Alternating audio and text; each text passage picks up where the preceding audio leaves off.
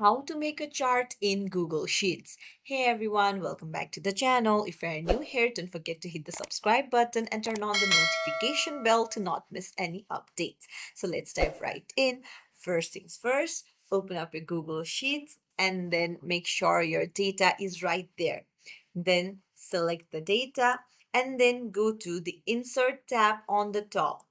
And here you'll find the chart option, tap on it, and then the chart will appear with a editing table on the right hand side. So you can see chart type, tap on the drop down and you can choose from the various charts. There are pie chart, bar graphs, line chart, and many more. So choose the one that you want to, and then it will change.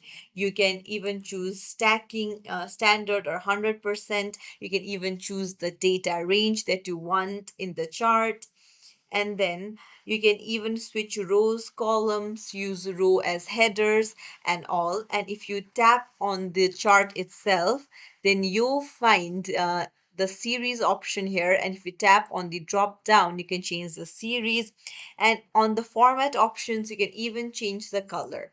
So you can choose any color that you want to, and then it will easily change.